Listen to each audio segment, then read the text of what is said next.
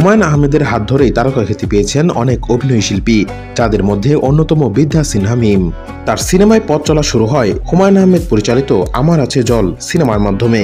স্মৃতির পাতায় এখনো অমলিন সেই সব দিন।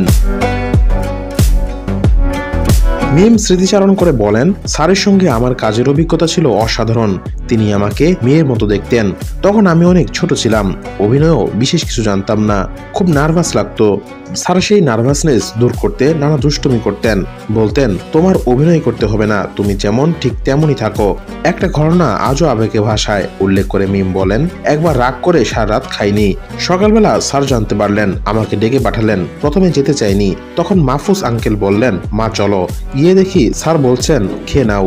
আমি বললাম খাবো না। তিনি বললেন তুমি না খেলে আমিও খাবো না। এরপর আর না খেয়ে থাকতে পারিনি। এমন অসংখ্য স্মৃতি জমা আছে মনে। মিম বলেন, স্যারের সঙ্গে যখন কাজ করি তখন স্কুলে পড়ি, অনেক কিছু বুঝতাম না। যখন বুঝতে শিখেছি তখন আর কাজ করা হয়নি। যদি সুযোগ পেতাম আরো অনেক কিছু শেখা যেত। আমার স্যারের সঙ্গে প্রথম দেখা লাগছে, তখন আমরা 10 জন মেয়ে ছিলাম। বলা হয়েছিল বিজয় মেয়েই স্যারের সিনেমায় কাজ করার সুযোগ পাবে। স্যার আমাদের সঙ্গে দেখা করতে এলেন, সবার হাতে তুলে দিলেন আমার আছে জল বইটি। আমি তখন ছিলাম ভীষণ এক্সাইটেড।